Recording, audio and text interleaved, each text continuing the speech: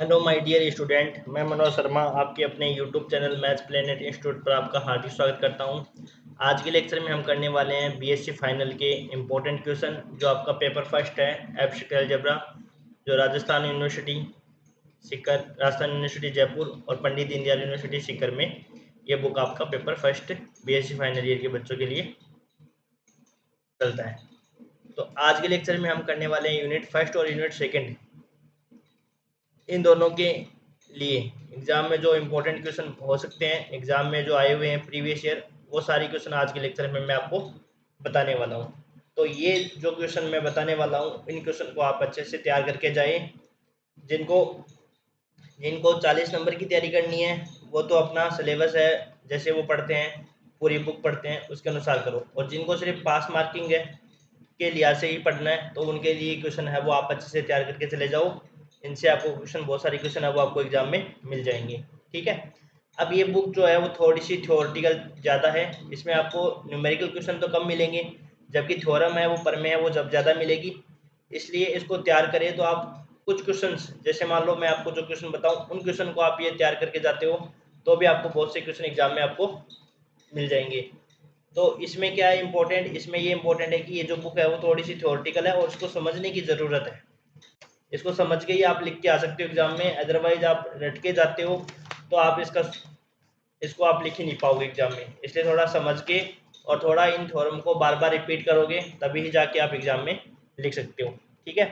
तो अब हम बात करते हैं, पहले यूनिट पेपर फर्स्ट है और पेपर फर्स्ट आपका एब्स्ट्रैक्ट अलजेब्रा अमूर्त बीजगणित, ये राजस्थान यूनिवर्सिटी के बच्चों के लिए। ये आपका 6 अप्रैल को पेपर है और पंडित दीनदयाल यूनिवर्सिटी के लिए। ठीक है। तो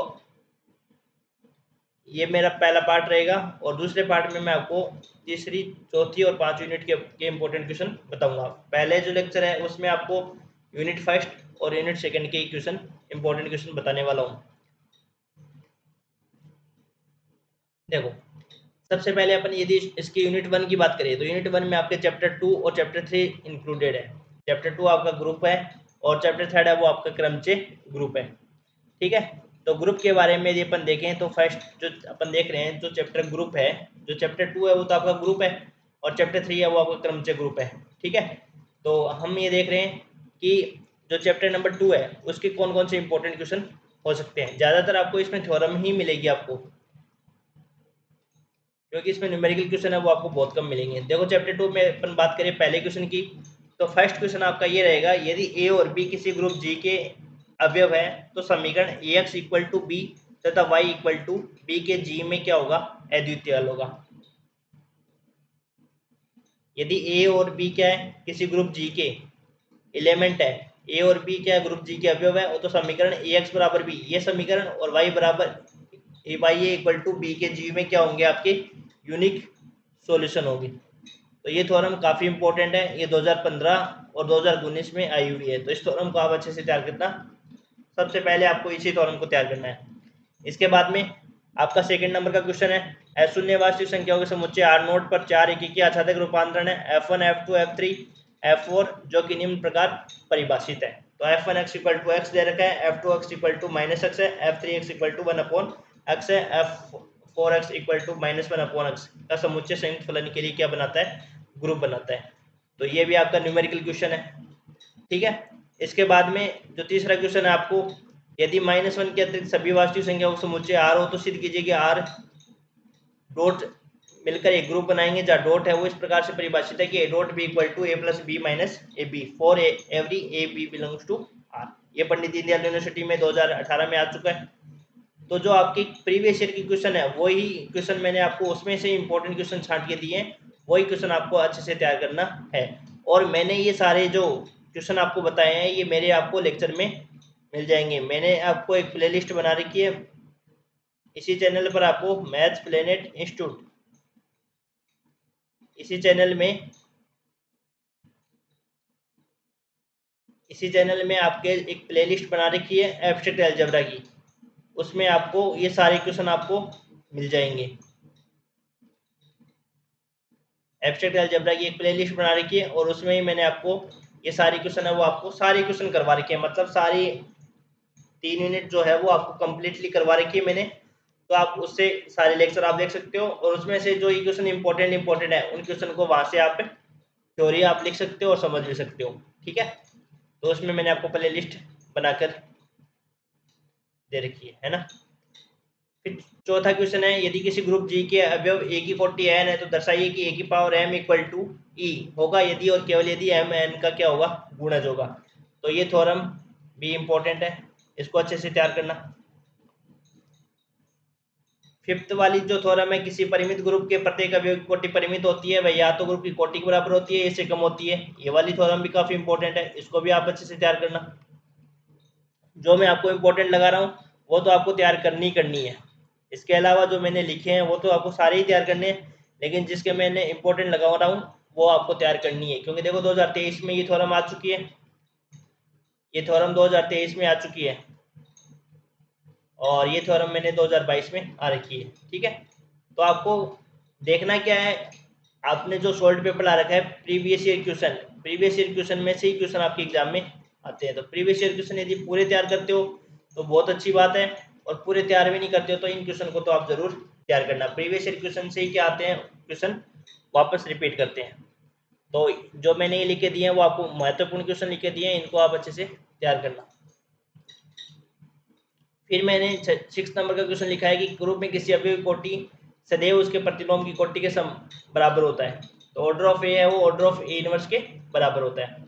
फिर 7 वाली थ्योरम, यदि किसी ग्रुप जी के अवयव ए की कोटि एन है तो सिद्ध कीजिए कि ए की पावर पी की कोटि भी एन होगी यदि पी और एन क्या है, सापेक्षिक अभाज्य संख्या है। ये वाली थ्योरम भी काफी इंपॉर्टेंट है, इसको भी आपको करना है। ये मैं देख लेता हूँ ये थ्योरम कब आई हुई है।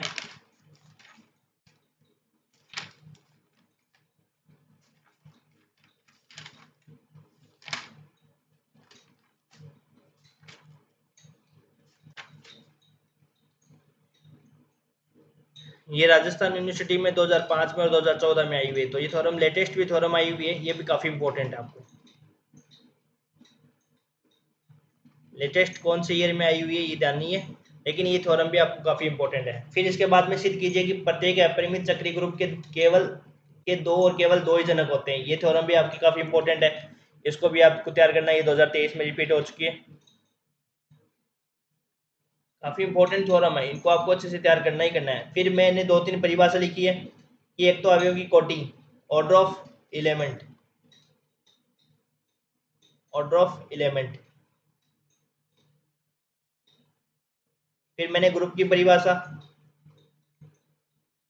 इंपॉर्टेंट लिखी है। फिर मैंने आपको साइक्लिक ग्रुप की परिभाषा, फिर मैंने अबेलियन ग्रुप की परिभाषा। अभी ये जो होते हैं एग्जाम में, मैंने ये डेफिनेशन आपको इंपॉर्टेंट क्यों बताई है, आपके एग्जाम में जो क्वेश्चन पूछेंगे वो इस प्रकार से पूछते हैं कि चक्रीय ग्रुप को परिभाषित कीजिए। देखो मैं जो बोल रहा हूँ वो समझना, सुनना। चक्रीय ग्रुप को परिभाषित कीजिए और साथ में एक थ्योरम को ये लिख देंगे कि सिद्ध कीजिए कि प्रत्येक अपरिमित चक्रीय ग्रुप के केवल दो जनक होते हैं। तो ये परिभाषाएं भी आपको याद रखनी है, और परिभाषाएं के साथ आपको क्या पूछी जाती है, थ्योरम भी पूछी जाती है। अब जैसे अवयव की कोटि है, एक बार ऐसा क्वेश्चन पूछा हुआ है कि जो अवयव की कोटि है, अवयव की कोटि एक बार ऐसे पूछा हुआ है क्वेश्चन, अवयव की कोटि को परिभाषित कीजिए। ये 5 नंबर की जो थ्योरम है, किसी परिमित ग्रुप के प्रत्येक अवयव की कोटि या तो परिमित होगी या वह या तो ग्रुप की कोटि के बराबर होती है या इससे कम होती है। इस प्रकार का क्वेश्चन भी आपका एग्जाम में पूछा हुआ है। तो ये तो हो गया अपना चैप्टर नंबर 2, ये तो अपना यूनिट का एक पार्ट आपका कंप्लीट हो गया। अब ये जो यूनिट 1 है उसका सेकंड जो क्वेश्चन बनेगा वो यहाँ से बनेगा, क्योंकि जो क्वेश्चन आपके आते हैं वो इस प्रकार से आएगा। जैसे यूनिट फर्स्ट है ना, तो यूनिट फर्स्ट में जो क्वेश्चन आएगा, पहले में ए पोर्शन और बी पोर्शन, और फिर आता है और लगा के, फिर दूसरा क्वेश्चन और इसका ए और बी पोर्शन। तो अभी जो हमने चैप्टर 2 लिखा है वो तो आपका आएगा, ए वाला क्वेश्चन है वो चैप्टर 2 से आएगा, और ये जो चैप्टर नंबर 3 है उसमें आपका आएगा चैप्टर नंबर 3 से क्वेश्चन। तो इसको तैयार करना है इस प्रकार से, कुछ नहीं तैयार करना है। देखो इनमें से क्वेश्चन छांटना बहुत कई बार मुश्किल हो जाता है। मुश्किल इसलिए हो जाता है क्योंकि पता नहीं लगता कि भाई कौन से क्वेश्चन एग्जाम में आ सकते हैं, क्योंकि इसमें थ्योरम बहुत ज़्यादा थ्योरम दे रखी है। जो यूनिट नंबर सेकंड है उसमें बहुत ज़्यादा थ्योरम दे रखी है, और इसमें से अपन छांट नहीं सकते कि भाई कौन सी थ्योरम करें, फिर भी मैंने कुछ थ्योरम आपको इंपॉर्टेंट बताई है, इसमें से आप देख लेना, ये थ्योरम तो आपको तैयार करनी ही करनी है। अब ये जो आपकी थ्योरम पूछी हुई है चैप्टर नंबर 3 जो क्रमचय ग्रुप है, इसमें आपकी जो दो तो थ्योरम काफी इंपॉर्टेंट है, ये दोनों थ्योरम आपको अच्छे से देखनी है। इसके अंदर जो सबसे इंपॉर्टेंट थ्योरम है वो आपकी मैं बताऊंगा, वो सेकंड नंबर की थ्योरम है, वो काफी इंपॉर्टेंट है, इसको आप अच्छे से तैयार करके ही जाना है। क्या थ्योरम है? सिद्ध कीजिए कि एन कोटि के सभी समक्रमचयों का समुच्चय क्रमचय गुणन संक्रिया के लिए ग्रुप बनाता है, और उस ग्रुप को क्या कहते हैं? एकांतर ग्रुप कहते हैं, और जिसका ग्रुपांक जो होता है वो फैक्टोरियल n/2 होता है। इसका ग्रुपांक, जिसके ग्रुप की जो ऑर्डर होता है वो क्या होता है? आपका फैक्टोरियल n/2 होता है। और ये क्वेश्चन काफी इंपॉर्टेंट है, ये आया हुआ भी है, एक बार मैं देख लेता हूँ कौन से ईयर में ये आया हुआ है। अभी लेटेस्ट ईयर में भी आया हुआ है ये, और मैंने इसके आगे लिखा नहीं है कि कौन से ईयर में ये आपके आया हुआ है। काफी इंपॉर्टेंट थ्योरम है ये, बहुत बार पूछी हुई है।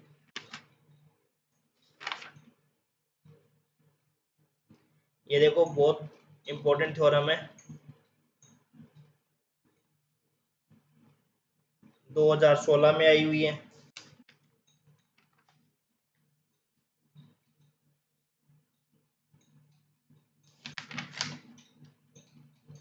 दो 2016 में पूछी गई है, और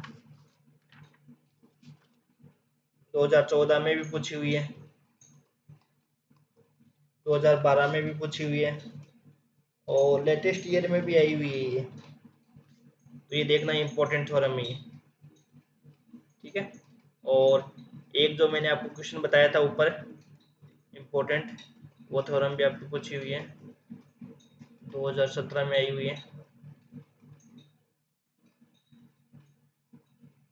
पी और एन सापेक्षिक अभाज्य संख्या वाली है ना जो थ्योरम, वो आपके 2017 में भी आई हुई है।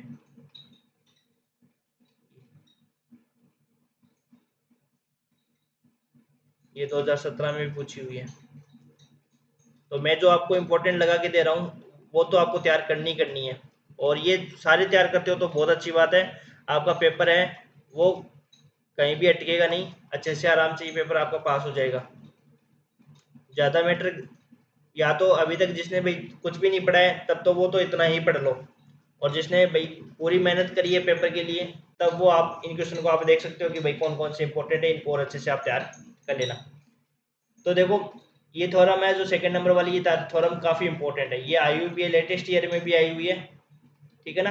तो इसको आप अच्छे से तैयार कर लेना। फिर इसके बाद में ये जो दो न्यूमेरिकल क्वेश्चन है, थर्ड नंबर का और फोर्थ नंबर का, ये लेटेस्ट ईयर में आए हुए हैं। इनमें से सबसे ज़्यादा इंपॉर्टेंट है वो क्वेश्चन नंबर 4 है, ये बहुत ज़्यादा इंपॉर्टेंट है। वैसे ये भी दोनों क्वेश्चन है वो सेम ही है, दोनों क्वेश्चन है वो आपके सेम है। जब आप नीचे फोर्थ वाला क्वेश्चन करोगे तो आपको थर्ड वाला क्वेश्चन है वो इजी सा समझ में आ जाएगा। तो ये क्वेश्चन भी रिपीट हो रखे हैं दोनों, और काफ़ी इंपॉर्टेंट क्वेश्चन है। थ्योरम तो आपको सिर्फ दो ही तैयार करनी है, थ्योरम तो आपको सिर्फ दो ही तैयार करनी है, पहले नंबर की और दूसरे नंबर की थ्योरम तो दो ही तैयार करनी है। इसके अंदर दो ही थ्योरम इंपॉर्टेंट है, और दो न्यूमेरिकल आपको अच्छे से तैयार करना है। अब यदि डेफिनेशन की बात करें तो इसमें कुछ डेफिनेशन है जो काफ़ी इंपॉर्टेंट है। एक तो डेफिनेशन है सम क्रमचय और विषम क्रमचय, इनकी है। सम क्रमचय विषम क्रमचय की डेफिनेशन क्या होती है कि सबसे पहले अपन चक्र बनाएंगे, और चक्र बनाने के बाद में अपन इनको पक्षांतर में डिवाइड करेंगे, और पक्षांतरों की संख्या यदि सम होगी तो सम क्रमचय होगा, और पक्षांतरों की संख्या यदि विषम होगी तो पक्षांतरों की संख्या यदि विषम होगी तो आपका वो हो जाएगा विषम क्रमचय हो जाएगा।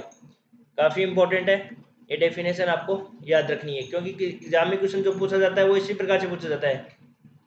पूछा क्या जाएगा आपको? पूछा ये जाएगा कि सम तथा विषम क्रमचय को परिभाषित कीजिए, और फिर उसके आगे एक थ्योरम लगा देंगे, सिद्ध कीजिए कि एन क्रमचय के समुच्चय पर जो सभी समक्रमचय का समुच्चय है वो क्रमचय गुणन संक्रिया के लिए ग्रुप बनाता है, और उस ग्रुप को कहते हैं एकांतर ग्रुप कहते हैं, और उस एकांतर ग्रुप की जो कोटि है वो आपकी फैक्टोरियल n/2 होती है। सममित ग्रुप है वो क्या होता है कि फैक्टोरियल n क्रमचय का समुच्चय है, वो क्रमचय गुणन संक्रिया के लिए ग्रुप बनाता है, उसको सममित ग्रुप कहते हैं। सारे जितने क्रमचय बनेंगे वो सारे क्रमचय गुणन संक्रिया के लिए ग्रुप बनाएंगे, उसको तो कहेंगे सममित ग्रुप। और उसमें से सभी जो सम क्रमचय का समुच्चय होगा वो सभी सम क्रमचयों का समुच्चय है वो क्रमचय गुणन संक्रिया के लिए क्या बनेगा? एक ग्रुप बनाएगा और उसी को अपन क्या कहेंगे, एकांतर ग्रुप कहेंगे। इसकी जो कोटि होगी वो फैक्टोरियल n होती है, और इसकी जो कोटि होती है वो क्या होती है, फैक्टोरियल n/2 होती है। तो दोनों की थ्योरम है वो काफ़ी इंपॉर्टेंट है, इन थ्योरम को अच्छे से देख लेना। और दो न्यूमेरिकल क्वेश्चन है वो देख लेना, इसमें से आपको क्वेश्चन आराम से मिल जाएगा। अब ये जो चैप्टर यूनिट 2 है ये थोड़ा सा इसलिए बड़ा है ये, क्योंकि इसमें आपके बहुत सारे चैप्टर इंक्लूडेड है इसमें। एक तो सब ग्रुप, उसकी थ्योरम आ जाती है, एक नॉर्मल सब ग्रुप, एक होमोमॉर्फिज्म, या अपन कह सकते हैं क्वोशंट ग्रुप। इसमें आपके तीन टॉपिक है। क्वोशंट ग्रुप कहते हैं विभाग ग्रुप को, विभाग ग्रुप, और नॉर्मल सब ग्रुप कहते हैं विशिष्ट ग्रुप,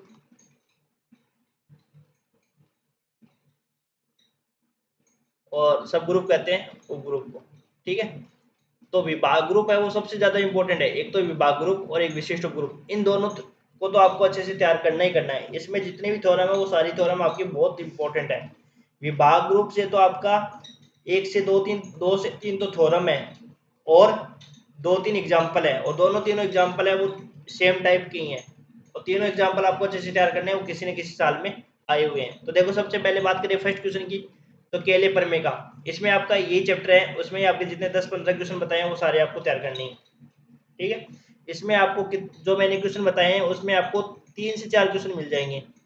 जैसे आपके आता है ना कि जो 3rd नंबर का क्वेश्चन आएगा उसका a portion, b portion, 4th number जो क्वेश्चन आएगा वो, और इसका बी पोर्शन। तो ये आपके 4 क्वेश्चन होंगे। 4 क्वेश्चन में से आपको 3 भी मिल जाएंगे, और हो सकेंगे तो चारों भी आपको इसमें से क्वेश्चन मिल जाएंगे। तो आप इनको अच्छे से आपको तैयार करना है। तो केले परमे का कथन लिखना है, और एक ध्यान रखना इसमें कोई भी थ्योरम है, जैसे एक तो थ्योरम है केले परमे का कथन, तो आपको केले परमे का कथन आपको याद करना पड़ेगा। केले परमे का कथन याद करके फिर उसका प्रूफ याद करना पड़ेगा। ऐसे नहीं कि आपने केले परमे का आपको कथन याद करके नहीं गए, डायरेक्ट प्रूफ याद कर गए, और वहां पे यदि क्वेश्चन एग्जाम में आ गया कि केले परमे का कथन लिखते हो इसको सिद्ध कीजिए, और आपने स्टेटमेंट यदि नहीं लिखा, यदि स्टेटमेंट आपकी याद नहीं है और स्टेटमेंट नहीं लिखा और प्रूफ कर दिया, तो आपको कुछ भी नंबर नहीं मिलेगा। एक केस ऐसा हो चुका है, इसलिए आपको बता रहा हूँ कि ऐसे आपको नंबर नहीं मिलेगा। आपको स्टेटमेंट आपको आना चाहिए, स्टेटमेंट आएगा तभी इसको आप प्रूफ इसका सही माना जाएगा। अदरवाइज बिना स्टेटमेंट लिखे आप यदि इसको प्रूफ सही लिखते हो तो भी इसको गलत माना जाएगा। तो इसलिए आपको आपके एग्जाम में जो क्वेश्चन है वो पहले कैसे आते थे, पहले ऐसे आते थे कि थ्योरम में आपका स्टेटमेंट लिखा हुआ आता था। अब आजकल जो ट्रेंडिंग में है क्वेश्चन वो इस प्रकार से पूछते हैं कि केले परमे का कथन लिखते हुए इसको प्रूव करना है। तो आपको कथन भी याद रखना है और इसका प्रूफ भी याद करना है। ठीक है, एक तो ये थ्योरम, और एक समाकारिता का जो फंडामेंटल थ्योरम है, मूलभूत प्रमेय है, उसका भी स्टेटमेंट आपको याद रखना है और उसका प्रूफ याद रखना है। ठीक है, दोनों को अच्छे से तैयार करना। फिर दूसरा क्वेश्चन है ग्रुप जी का उपग्रुप एक एन एक विशिष्ट उपग्रुप है यदि और केवल यदि G N G inverse equal to N. ये सारे जो थ्योरम मैंने लिखाई है ना, ये लगभग थ्योरम, एक दो थ्योरम को छोड़कर लगभग थ्योरम है वो मेरे लेक्चर में आपको मिल जाएगी। फिर तीसरा जो आपका है थ्योरम है, सिद्ध कीजिए प्रत्येक अपरिमित चक्रीय ग्रुप पूर्णांकों के योज्य ग्रुप की तुल्य करिता है। अब इसमें से देखो इस चैप्टर में इतने क्वेश्चन कैसे मिल गए, इसलिए मिल गए क्योंकि इसमें छांटना बहुत मुश्किल हो जाता है, क्योंकि सारी थ्योरम है लगभग है वो सारी थ्योरम तो नहीं कह सकते, पर इसमें से कुछ बहुत सी थ्योरम है वो आपको मोस्ट इंपोर्टेंट मिलेगी। जैसे मैं यदि इस थ्योरम में इंपॉर्टेंट थ्योरम की बात करूं मैं, तो मैं सबसे पहले आपको थ्योरम जो इम्पोर्टेंट वाली बताऊंगा वो आपकी ये थ्योरम है 3rd नंबर की। ये थ्योरम बहुत बार आई हुई है, इसको याद रखना है।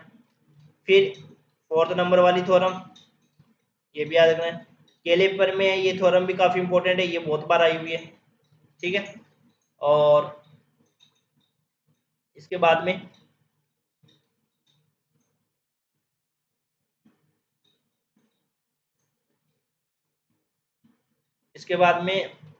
ये थ्योरम भी काफी इंपॉर्टेंट है, ये भी आई हुई है। अब इसमें ये सारी थ्योरम बता रहा हूँ ना, छांटना मुश्किल हो जाता है क्योंकि ये थ्योरम जो है वो लेटेस्ट ईयर्स में आई हुई है, लेटेस्ट सालों में ये थ्योरम आपकी पूछी हुई है, इसलिए अपन इनको बता नहीं सकते कौन सी थ्योरम है वो इम्पोर्टेंट है। इसलिए इनको थ्योरम को आपको अच्छे से तैयार करना ही करना है। ठीक है ना, अच्छे से तैयार करना है थ्योरमों को। एक तो केले परमे का थ्योरम काफी बार पूछा हुआ है, और एक और बता देता हूं मैं, सबसे इंपॉर्टेंट इसमें थ्योरम जो पूछी जा सकती है, समकालिता का मूलभूत प्रमेय। ये भी आपके नाम से पूछी जाएगी। ये थ्योरम भी काफी इंपॉर्टेंट है। ऐसे तो ये जो मैंने आपको बताए हैं 11 क्वेश्चन, वो सारे इंपॉर्टेंट है, इनको तैयार कर लेना, इसमें आपको सारे क्वेश्चन लगभग मिल जाएंगे। अब है तो थ्योरम, लेकिन पर याद भी करनी पड़ेगी। ये थ्योरम भी बहुत बार पूछी हुई है, ये लेटेस्ट ईयर में भी पूछी हुई है। ये पता नहीं, अब वो तो मैंने देखा नहीं कि कौन सी ईयर में पूछी हुई है, पर लेटेस्ट जो पेपर आप देखोगे वो लेटेस्ट पेपर में भी ये थ्योरम पूछी हुई है। मैंने सारे जो क्वेश्चन आपको दिए हैं वो छांट के, वो सारे लेटेस्ट ईयर के भी क्वेश्चन है साथ में। ये सारे जो क्वेश्चन है वो लेटेस्ट ईयर में है, कुछ में मैंने साल लिख दी है और कुछ में साल नहीं लिख पाया मैं, है ना। तो आपको ये ध्यान रखना है कि सारे क्वेश्चन है वो लेटेस्ट ईयर में या 2022 में, 2023 में और 2021 में ये पेपर में पूछे हुए हैं, वो मैंने वो ही लिखे हैं आपके। तो इन क्वेश्चन को आप अच्छे से तैयार कर लेना। फिर इसके बाद में डेफिनेशन, बहुत डेफिनेशन इंपॉर्टेंट है। विभाग ग्रुप की तो डेफिनेशन इंपॉर्टेंट है, समाकारिता, तुल्यकारिता और समाकारिता की एसटी, ये चार डेफिनेशन बहुत इंपॉर्टेंट है। इनको आपको अच्छे से तैयार करना है। इसको क्वेश्चन कहते हैं, इसको होमोमॉर्फिज्म कहते हैं, इसको आइसोमॉर्फिज्म कहते हैं, इसको अपन कहते हैं कर्नल ऑफ होमोमॉर्फिज्म। तो समाकारिता की एसटी, ये चारों थ्योरम है, चारों डेफिनेशन है, वो काफी इंपॉर्टेंट है। मैंने आपको बताया था क्वेश्चन कैसे पूछेंगे। अब ऐसे पूछ सकते हैं कि तुल्यकारिता को परिभाषित कीजिए और प्रत्येक समाकारिता का मूलभूत प्रमेय को लिखते हुए इसका प्रूफ आपको करना है। और इसके बाद में केले प्रमेय आपको याद ही करनी है, समाकारिता का मूलभूत प्रमेय, फंडामेंटल थ्योरम ऑफ होमोमॉर्फिज्म, इसको भी तैयार करना है। जो 10 वाली क्वेश्चन 10 वाला है ना, 10 वाला क्वेश्चन वो भी काफी इंपॉर्टेंट है, ये भी पूछा हुआ है। और इसके बाद में ये जो 3 क्वेश्चन मैंने लिखे हैं, एग्जाम्पल मान लो, क्वेश्चन मान लो, है ना। तो ये जो 3 क्वेश्चन लिखे हैं ना मैंने, ये तीनों क्वेश्चन बहुत इंपॉर्टेंट है, और इनमें से एक क्वेश्चन आया हुआ है हर साल, ये आता ही आता है। इनमें से एक क्वेश्चन तो इम्पोर्टेंट आपका है यही, इन तीनों क्वेश्चनों में से एक क्वेश्चन तो आपको मिलेगा ही मिलेगा। लेटेस्ट ईयर में मिला है, ये देखो 2021 में आया हुआ है, ये 2013 और 11 में आया हुआ है, लेकिन ये लेटेस्ट ईयर में भी आया हुआ है, और ये 2019 में मिल गया और 2023 में मिल गया। अब ये पेपर आप थोड़ा सा चेक कर लेना, पेपर लेटेस्ट ईयर के भी। तो ये वाला क्वेश्चन है ना, ये तीनों क्वेश्चन बहुत इंपॉर्टेंट है। इन तीनों क्वेश्चन, तीनों एग्जाम्पल्स को आपको बहुत अच्छे से तैयार करके जाना है। एक एग्जाम्पल आपको मिल ही जाएगा इसमें से, ठीक है। एक समाकारिता मूलभूत प्रमेय और एक आपको केले का प्रमेय, ये केले का प्रमेय का कथन आपको ये मिल जाएगा आपको। और ये 2013 में, 11 में, ये और भी ईयर्स में पूछे हुए हैं। लेटेस्ट ईयर में भी पूछा हुआ है क्वेश्चन, ये जो एग्जाम क्वेश्चन संख्या 13 है वो आपका लेटेस्ट ईयर में भी पूछा हुआ है। वो मेरे को पेपर देखना पड़ेगा कौन से ईयर में आपको पूछा हुआ है। 1 मिनट रुको, मैं आपको चेक करके बता देता हूँ पेपर्स में कौन सी ईयर में पूछा हुआ है ये वाला एग्जाम्पल।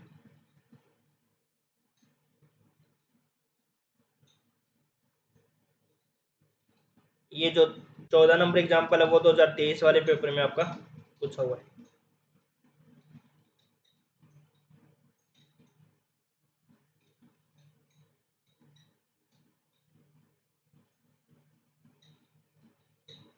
और एक क्वेश्चन और देख देता हूँ मैं, देखो इन क्वेश्चनों को।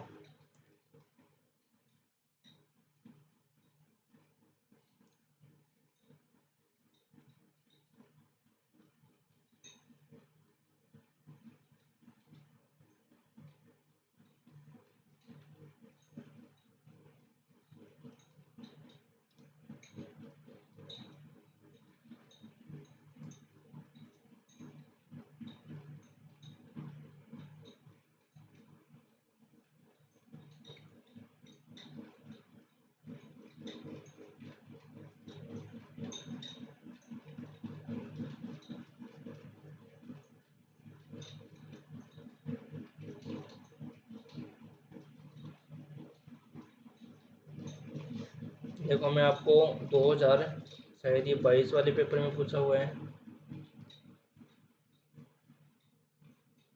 1 मिनट में देख के बता देता हूँ आपको।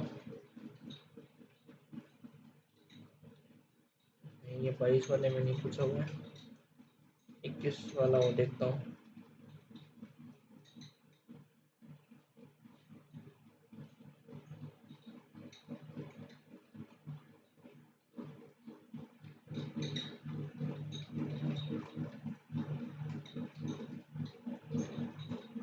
4z+z है गई। ये पूछा हुआ है 21 में, तो 12 नंबर वाला क्वेश्चन है ना, 21 में पूछा हुआ है। तो इन क्वेश्चंस को आपको मिल जाएंगे। आपको ये क्वेश्चन आपको पूछे हुए एग्जाम में। यहाँ तक आपका यूनिट नंबर 2 तक कंप्लीट मैंने आपको बता दिया। अब अगला जो आपका पार्ट 2 आएगा, उस पार्ट 2 में मैं आपको यूनिट हो सकेगी तो 3rd, 4th और 5th में पूरे आपको सारे यूनिट आपको बता दूंगा, ठीक है। तो उन क्वेश्चन को आप अच्छे से तैयार कर लेना और कमेंट करके भी बताना कि आपको ये जो क्वेश्चन है वो इम्पोर्टेंट लगे हैं या नहीं लगे हैं। और जब ये क्वेश्चन आपके एग्जाम में आए तो फिर कमेंट करके बताना। 6 अप्रैल को जब आपका पेपर हो जाए, 6 अप्रैल को आपका एब्स्ट्रैक्ट अलजेब्रा का पेपर है ना, तो आपके जो एग्जाम में यदि इनसे क्वेश्चन आते हैं तो कमेंट करके बताना, ठीक है। तो मिलते हैं अगले लेक्चर में। हम यूनिट 3, 4th और 5th में आपका पार्ट नंबर 2 में आपको इम्पोर्टेंट बता दूंगा, ठीक है।